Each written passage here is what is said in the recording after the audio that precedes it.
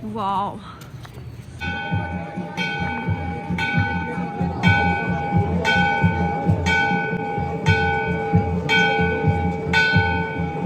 चारों तरफ पहाड़ और बीच में बाबा केदार। वाह, ऑसम व्यू था यार, क्या ही बताऊं मैं, जन्नत जैसा फील हो रहा था यहाँ देख के। सच में सब लोगों का सपना होता है और मुझे उम्मीद नहीं थी कि भगवान मेरा सपना इतनी जल्दी पूरा कर देंगे। और अब मैं जा रही हूँ बाबा भैरवनाथ के दर्शन करने के लिए। भैरव बाबा के ऊपर यार इतना सुकून मिल रहा था, यहाँ थोड़ी देर में बैठी और फिर जब मैं चढ़ाई चढ़ रही थी ना, मेरी हालत ऐसी हो गई थी ना, बहुत ज़्यादा। ये हम लोग एक कैंप में रुके हुए हैं, मेरी दोस्त अभी बाहर गई है।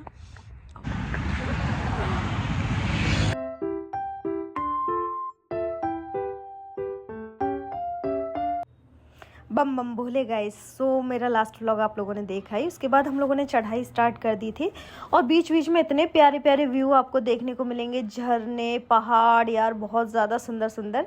लेकिन सच बताऊँ ना तो हालत ख़राब हो जाती है, ऐसा लगता है कितनी दूर और है, कितनी दूर और है। और लेकिन भगवान का नाम लेके आगे बढ़ते जाओ, धीरे धीरे चलते जाओ। ऑलमोस्ट 12 घंटे लग जाते हैं अगर आप आराम आराम से जाओगे ना चढ़ाई। लोग बोलते हैं कि मेरी 6 घंटे में हो गई। और ये 2 बॉयज़ मुझे रास्ते में मिले, सो ये बोले मुझे भी, हमें भी अपने व्लॉग में ले ले। मैंने बोला ठीक है चलो, मैं आप लोगों को भी अपने व्लॉग में ले लेती हूँ। फिर मैं आगे बढ़ी, आगे भी आप देख सकते हैं झरना बड़ी सुंदर सुंदर थे और इतना ज़्यादा सुकून मिल रहा था ना, मैं बताऊँ तो। एक तो ये ना थोड़ा ये बहुत टफ़ है, मतलब वैष्णो देवी से ज़्यादा टफ़ है। और ये ना पूरी चढ़ाई ऑलमोस्ट आपके ना 12 घंटे ले लेती है अगर आप आराम आराम से चलोगे ना। 12 घंटे। हमने दोपहर में 1 बजे स्टार्ट करी थी ये चढ़ाई और हमें रात के 1 बज गए थे ऑलमोस्ट। हाँ, 1 बजे हम ऊपर पहुंच गए थे। सो वो भी मैं मतलब कि ज़्यादा रुकी नहीं थी, बहुत कम कम थोड़ी थोड़ी देर के लिए रुकते रुकते। लेकिन हाँ, पानी पीते पीते रुकते रुकते जाओ। और यार पहाड़ देखो, एकदम रेड पड़ रहा था यार, धूप डायरेक्ट पड़ रही थी ना पहाड़ पे। और जस्ट मैंने 2 मिनट के बाद ये व्यू रिकॉर्ड किया, 2 मिनट के बाद देखो कैसा व्यू था, एकदम मतलब एकदम सोना लग रहा था और एकदम चांदी हो गया। तो ये ना मौसम बदलता रहता है। और देखो एक और चीज़ दिखाऊं, अंधेरा हो गया था नीचे, अंधेरा आप लोग देख भी सकते हैं कि एकदम अंधेरा होने लग गया। और ऊपर देखो उजाला है, पहाड़ों के ऊपर ना अभी भी धूप है और नीचे एकदम अंधेरा हो गया है। सो है ना कितना सुंदर नज़ारा और भगवान का चमत्कार देखो। क्योंकि हम इतनी ज़्यादा ऊपर है ना, तो सूरज ऊपर मतलब काफ़ी लेट तक रहता है पहाड़ों के ऊपर। और जब धूप भी सुबह आती है ना तो लेट तक आती है। और देखो मेरी हालत, और ये मजाक नहीं है, मेरी सच में ही ऐसी हालत हो गई थी। ऐसा नहीं है कि मैंने वीडियो के लिए अपनी हालत ऐसी दिखा रही हूँ, ये सच में ही थी। तो बाबा के ट्रैक पे चलना ना सच में ही बहुत मुश्किल है। सुबह दोपहर के 1 बजे से चल रही हूँ और अभी 9 बज रहे हैं। और अभी भी अगर हम रुक गए तो हमें ज़्यादा टाइम भी लग सकता है, अगर हम चलते रहे तो 2 घंटे अभी भी लग जाएंगे। इसीलिए कहते हैं कि केदारनाथ ना हर कोई नहीं आ सकता है, बाबा हर किसी को नहीं बुलाते हैं और हर कोई इस चढ़ाई को ना कर भी नहीं सकता है। बम बम भोले। हेलो गाइस, बम बम भोले। मैं आई हूँ केदारनाथ और यहाँ पे सच में इतनी ज़्यादा ठंड है ना, बहुत ज़्यादा। ये हम लोग एक कैंप में रुके हुए हैं, मेरी दोस्त अभी बाहर गई है। और यार इतनी ठंड है ना, सच में बिल्कुल भी मन नहीं कर रहा है कि बाहर निकलूं। मैं सोच रही थी पता नहीं कि केदारनाथ वाले इतनी जल्दी के पट बंद कर रहे हैं, अभी तो इतनी ठंड नहीं है। लेकिन भाई मेरी कुकड़ी बनी हुई है और बिल्कुल भी मन नहीं कर रहा है कि मैं यहाँ से बाहर निकलूं। पर मुझे आज ही दर्शन करना है। अभी बज रहे हैं 3 सुबह के। हम पहुँचे थे रात को 12:30 बजे। सोई हूँ 1.5 घंटे मुश्किल से सोई होंगी। लेकिन अभी मैं सोच रही हूँ जाके पहले मैं भगवान के दर्शन करके आऊँ, चेंज वेंज करके। नहाने का क्या सीन है देखती हूँ, क्योंकि नहाने की हिम्मत ही नहीं हो रही है यार। नहाने की तो छोड़ो, इसमें से निकलने की हिम्मत नहीं हो रही है, इतनी ज़्यादा ठंडी है सच में। और ये इस तरीके से कैंप मिलते हैं, ठीक है यार ओके है। पर मेरे को नहीं पसंद आया कैंप, क्योंकि एक तो जो ये कपड़े हैं ना, नहीं हाइजीनिक नहीं है सच में। टाइम काटने वाला सीन है यहाँ पे।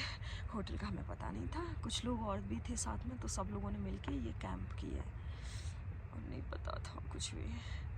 आप आ रहे हैं तो आप लोगों को सजेस्ट करें, रूम मिल जाता है तो कंफर्टेबली सो सकते हो। अगर कम ठंड है तो आप कैंप कर सकते हो, लेकिन अगर बहुत ज़्यादा ठंड है तो यार कैंप में हालत ख़राब हो गई है ठंड में।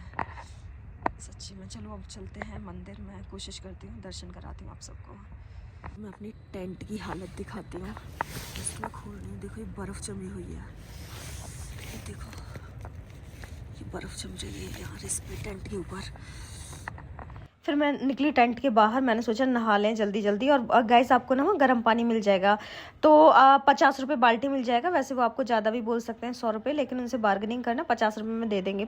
50 रुपये गर्म पानी की बाल्टी हम लोगों ने ली और हमने जल्दी जल्दी नहाया और हम पहुँच गए मंदिर। वाह यार, सबसे पहले तो ये ओम आपको दिखाई देंगे जैसे ही आप सीढ़ियाँ चढ़ के ऊपर पहुँचोगे, और इनके ओम के पीछे ही जस्ट मंदिर है। और यार पहाड़ों के बीच में ऐसा जन्नत जैसा फील हो रहा है। हेलो गाइस, जन्नत देखो, जन्नत देखो। सो गाइज मैं, मेरी फ्रेंड्स वो लोग बहुत लेट नहाने गई, फिर उनका मेकअप हुआ और इस चक्कर में पता है लाइन इतनी ज़्यादा लंबी हो गई थी। मैं वेट कर रही थी और जो 2 बॉयज़ मुझे मिले थे ना, मैंने उनको बोला भाई चलो लाइन में लग जाते हैं, लेकिन वो बोले कि साथ में ही सारे लोग चलेंगे। भाई मेरी दोनों दोस्तों की वजह से लाइन बहुत लंबी लग गई और सच बताऊं तो मेरे को रोना आ रहा था कि दर्शन हो पाएंगे या नहीं हो पाएंगे। मैं शायद सुबह 6 बजे लाइन में लगी थी और उसके बाद मेरे 12 बजे दर्शन हुए। मतलब जैसे जैसे 11:30 बजे ना, बाय गॉड मैं सच बता रही हूँ, मेरे को रोना आ रहा था कि अगर मेरे दर्शन नहीं हो पाए बाबा के तो मैं क्या करूँगी। मतलब भगवान ऐसा मत करना कि मेरे दर्शन ना हो पाए। और मुझे बहुत ज़्यादा पछतावा हो रहा था अपनी दोस्तों का इंतज़ार करने का। मैं ऑनेस्टली बोल रही हूँ, क्योंकि मैं उनको पता है सुबह से मैं 5 बजे से तैयार होकर बैठी थी, 4:30 बजे ऑलमोस्ट, हाँ। और मैं उनका इंतज़ार कर रही थी और भाई उन्होंने 1-1.5 घंटा नहाने में, तैयार होने में लगा दिया। भाई सच में मुझे इतना पछतावा हो रहा था कि काश मैं आ गई होती और मैं जाके लाइन में लग गई होती। पर भाई भगवान ने बुलाया था ना, तो वो ऐसा कैसे हो सकता है कि वो मुझे बिना दर्शन के भेज देते। भीमशिला पीछे और इतने प्यारे प्यारे त्रिशूल है ना पीछे, मंदिर के जस्ट पीछे। यार इतना सुकून था ना, इतनी शांति, और मेरा दिल तो सच बताऊँ ना वहीं रह गया। मैं आ तो ज़रूर गई लेकिन यार मेरा दिल सच में वहीं रह गया। और मैं बताऊँ ना, इतनी थकान हो रही थी जब मैं चढ़ाई कर रही थी ना बीच में, तो ऐसा लग रहा था कि और 4 किलोमीटर रह गया होगा ऊपर, और मैं सोच रही थी यहीं टेंट लेके और आज रात में यहीं पे स्टे करती हूँ। लेकिन फिर सोचा नहीं ऊपर ही जाऊँगी। और ऊपर मैं दिखाती हूँ आपको, वो देखो भैरव बाबा। कहते हैं कि भैरव बाबा के दर्शन के बिना ना भगवान के केदार के दर्शन अधूरे हैं। सो चलो अब चलते हैं ऊपर। वेदर कितना अच्छा है ना, ठंडी हवा चल रही है, बहुत ठंड लग रही है। और मैं आ रही हूँ शॉर्टकट रास्ते से, इतना चढ़ के आ गई हूँ, बस मंजिल पास है। और रास्ता वैसे वो था लेकिन वो ना लॉन्ग रूट था, मैंने सोचा शॉर्टकट मार लेती हूँ, तो एक पहाड़ चढ़ के आ रही हूँ शॉर्टकट। सो मैं जा रही हूँ भैरव बाबा का ट्रैक करते हुए। और गाइज मैं बता दूँ, पता है जब 11:30 बजने वाले थे ना, तो मुझे लग रहा था कि पता नहीं मेरे दर्शन हो पाएंगे या नहीं हो पाएंगे। और पता है यहाँ पे आराम से दर्शन करने देते हैं, बीच बीच में VIP आते हैं, तो उस टाइम पे ना लाइन रुक जाती है, तब बहुत गुस्सा आता है यार। और ये भेदभाव पे गुस्सा आता है कि यार VIP के लिए हमें क्यों रोका गया है, क्योंकि हम भीड़ में इतनी देर से लाइन में लगे हुए हैं। पर हाँ ये है कि वो थोड़ा सा सबको टाइम देते हैं और आराम से आप पूजा कर सकते हैं। और ये देखो ये भैरव बाबा है, यहाँ सब ना ये भैरव बाबा पे तेल चढ़ाते हैं, शायद तेल चढ़ता हुआ, क्योंकि अभी मुझे नहीं पता है, क्योंकि ये पट ना बंद हो गए, इनकी डोली उठ चुकी है भैरव बाबा की, तो बंद थे, लेकिन सब लोग आके दर्शन करने आ रहे थे। और ऊपर से दिखाती हूँ, नीचे केदारनाथ है और ये ऊपर भैरव बाबा है। सो बहुत ही प्यारा दृश्य है। चलो आपको पूरा दिखाती हूँ। यहाँ से देखो वो दिखाई दे रहा है भैरव केदारनाथ धाम मंदिर, और ऊपर ये भैरव बाबा मंदिर। सो बहुत ज़्यादा ऊपर तो नहीं है, ऊपर जाके मैं थोड़ी देर बैठी सुकून से। ये भैरव बाबा मंदिर के ना ऊपर है जस्ट। काफ़ी लोग आए थे और ऊपर काफ़ी लोग बर्फ़ देखने भी गए। आज दिवाली है और मैं बहुत ज़्यादा खुश हूँ। ये व्लॉग थोड़ा सा लेट आ रहा है क्योंकि मेरे को टाइम नहीं मिला था एडिट करने का। और सच बताऊँ ना, मेरी दिवाली इतनी अच्छी जाएगी मैंने सपने में भी नहीं सोचा था। मेरी ज़िंदगी की सबसे प्यारी दिवाली थी ये। सो हाँ, यहाँ पे पटाखे तो नहीं, क्योंकि मंदिर में बार बार अपील की जा रही थी कि कोई पटाखे ना छोड़े। और गाइस चलो आप सबको शाम की आरती दिलाती हूँ। यार ये दृश्य ना नसीब वालों को देखना ना नसीब होता है, सच बताऊँ तो।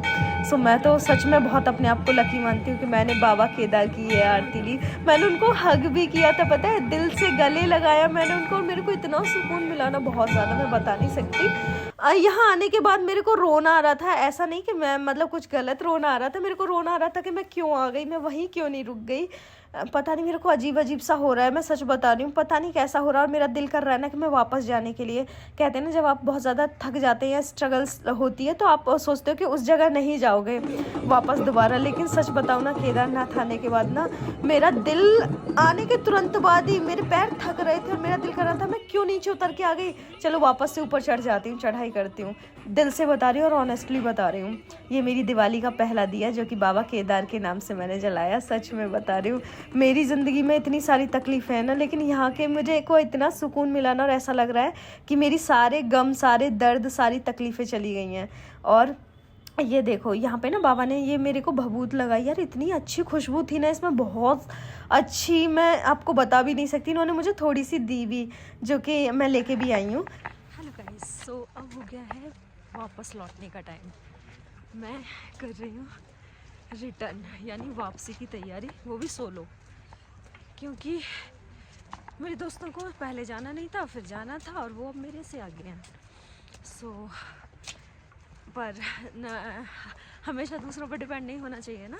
लाइफ में हो सकता है कि कभी ऐसा पड़ाव आए और आपको अकेले ही सब कुछ करना पड़े, तो मेरे साथ तो हमेशा होता है और होगा ही है। सो मैंने इस चैलेंज को भी खुशी से लिया है। रात के अभी बज रहे हैं 9 और मैं अब ट्रैक कर रही हूँ, ट्रैकिंग वापसी की। सो गाइस, मैं ऑलमोस्ट 3-4 किलोमीटर आ गई होंगी नीचे उतर के, और अभी बज रहे हैं 10:06। यार मैंने बहुत जल्दी 1 घंटे में काफ़ी कवर कर लिया है। चलो फिर नीचे, लेकिन हाँ ऊपर से कम ठंड है यार, ऊपर तो हालत ख़राब हो गई थी मेरी। और यहाँ के रोड दिखाती हूँ कैसे हैं। ये देखो यहाँ के रोड, इन पे तुम्हें चलना है, मुझे बस यहाँ के रोड ही नहीं पसंद।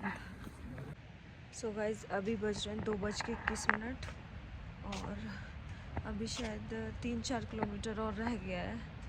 मैं थक गई हूँ, चला नहीं जा रहा बिल्कुल भी। सो बाबा के दर्शन ना करना आसान नहीं है, बहुत मुश्किल काम है, बहुत ज़्यादा मुश्किल।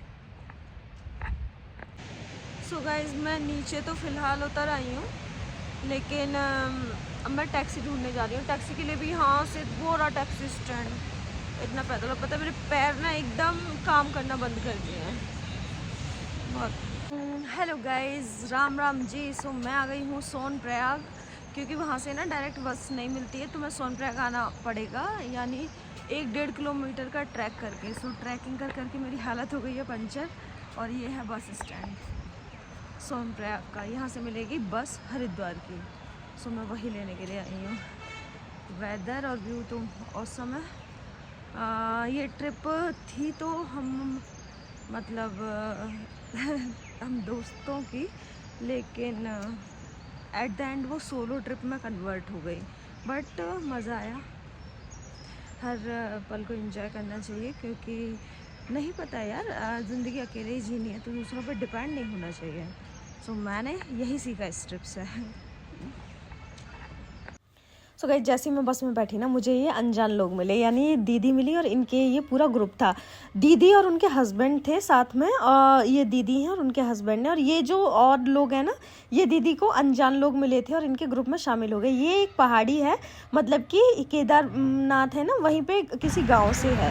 वो हम लोगों के लिए अमरूद भी लेके आया था, हम सबको उसने अपने पहाड़ी अमरूद भी खिलाया।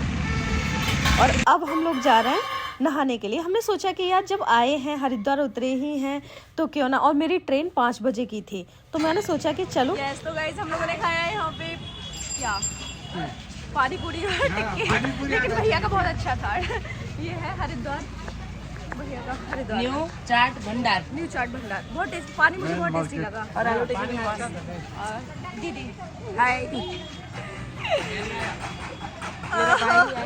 मैं भी लागी एक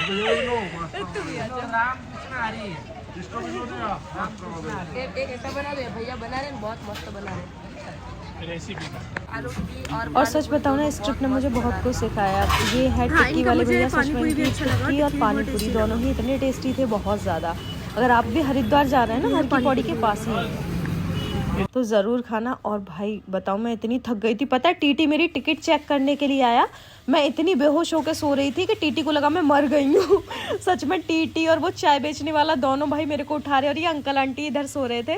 अंकल आंटी भी मुझे देख रहे, बोले थे बच्ची आके सोई है ये तो, और पता नहीं ये भाई उठ क्यों नहीं रही है, लग रहा है मर तो नहीं गई। और सच बताऊँ ना, ट्रेन इतनी लेट हो गई कि रात के 1 बजे, और मैं रात के 1 बजे पहुंची। फिर मैंने यहाँ से की उबर यानी कैब की, और उसके बाद मैं पहुंच गई अपने घर पे। और सच में इतनी थकान थी ना, मैं आके घोड़े बेच के सोई हूँ, क्योंकि मैं 3 रात से नहीं सोई थी।